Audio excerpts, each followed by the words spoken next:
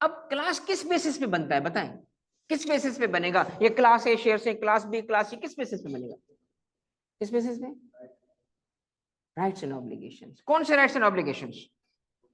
Most common उसका है voting, dividend भी हो सकता है और क्राइटेरिया भी हो सकता है। तो classes and kinds of share capital में क्या लिखा है? The share capital of company में भी क्या लिखा है? Divided into several different classes and there may be just one class. अब इसको विजुअली अगर मैं समझाऊं तो ये कुछ इस तरह पोजीशन बनेगी कि कंपनी का जो शेयर कैपिटल होगा कुछ ऐसे अपीयर होगा कि लेट सपोज ये है इसका total share capital, it is divided into 3 type of classes.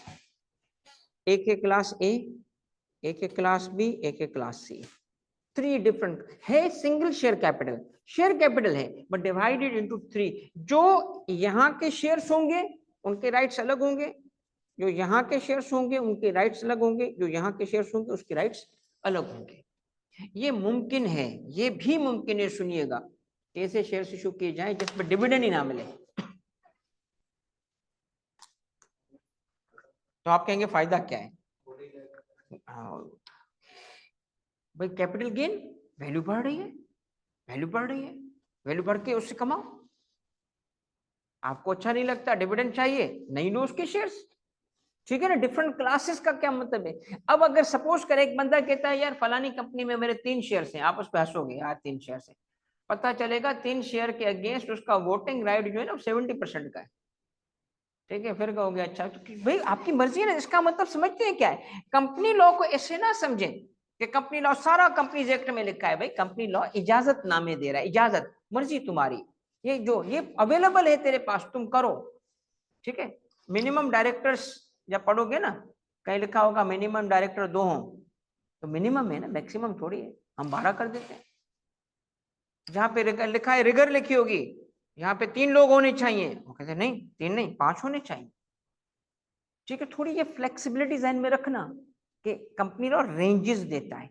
अब क्या है, ये कॉमन स्टॉक है, तीनों टाइप तो है but they are common stock, preferred stock नहीं है, प्रेफरेंस शेयर्स नहीं है, ये प्रेफरेंस शेयर्स नहीं है, ये है कॉमन शेयर्स, कॉमन स्टॉक है, मगर किस डिफरेंट, क्या बोलेंगे वर्ड, क्लासेस का।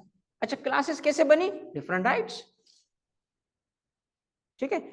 अच्छा भाई ये क्या है, with in each class of shares all the shares must be of the same fix nominal.